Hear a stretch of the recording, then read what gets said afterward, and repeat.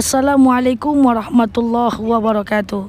Alhamdulillahirabbil alamin. Assalatu wassalamu ala asyrafil anbiya'i wal mursalin wa ala alihi wa sahbihi rasulillahi ajma'in. Sahabat-sahabatku yang budiman, saya Nela Luki. Kita berada dalam Taman Mini Indonesia Indah. Sahabatku, masyarakat Indonesia, mari kita perhatikan di belakang saya sana ada karung padi.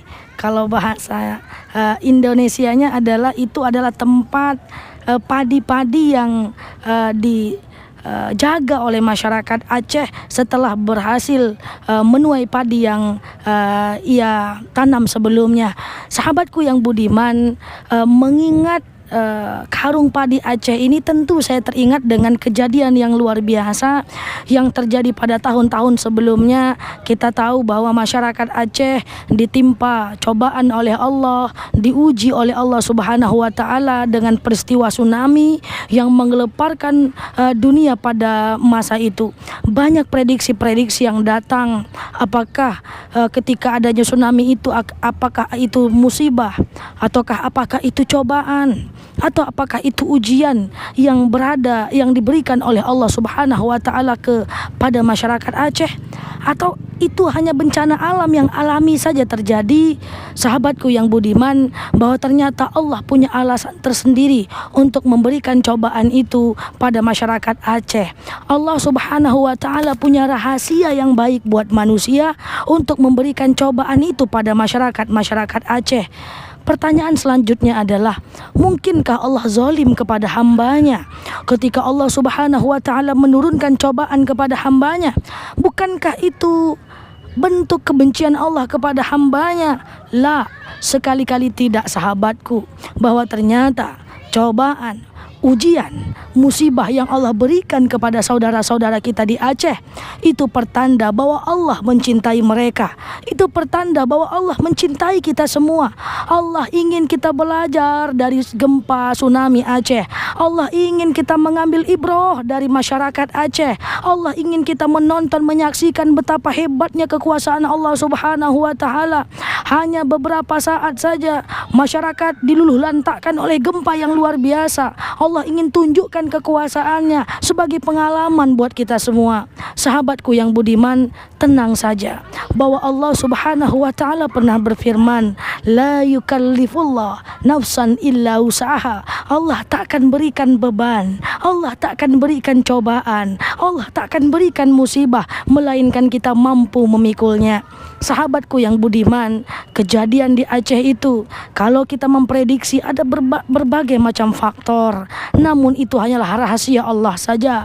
Itu musibah bagi orang-orang yang fasik, itu ujian bagi orang-orang yang beriman, itu cobaan bagi orang-orang yang soleh. Sahabatku, kita semua pernah sekolah. Bukankah kita tahu ketika kita bersekolah, kemudian kita diuji setiap semesternya?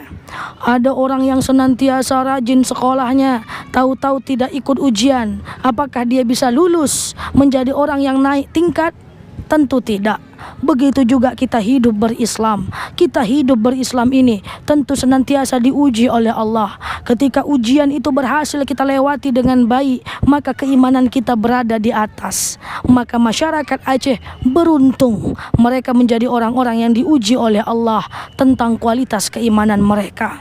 Apakah yang mereka lakukan? Kita salut betul sahabatku. Ketika saya melihat anjungan di sana, saya melihat adanya karung Aceh di sini, bahwa ternyata kekaguman yang luar biasa. Masyarakat Aceh mampu move on dari kesedihan masa lalunya. Masyarakat Aceh mampu untuk recording, untuk upgrade, melupakan masa lalu dan menatap masa depan yang lebih cemerlang. Mari kita perhatikan, sekarang tentu Aceh lebih maju.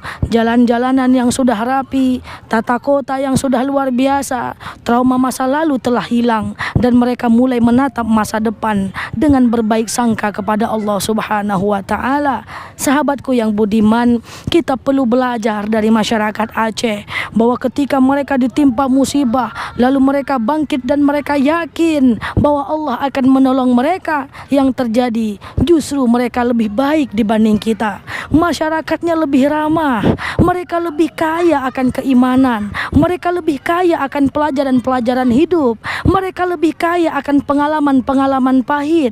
Karena orang-orang akan berbahagia setelah ia merasakan pahitnya hidup. Sekali lagi sahabatku, kita akan bahagia kalau kita merasakan pahitnya hidup. Manalah mungkin kita bisa merasakan manisnya gula kalau kita tak tahu pahitnya sesuatu. Manalah mungkin kita bisa merasakan kebahagiaan hidup sebelum kita merasakan pahitnya perjuangan. Manalah mungkin kita menikmati cita-cita yang dengan kebahagiaan kalaulah kita tidak merasakan pahitnya perjuangan.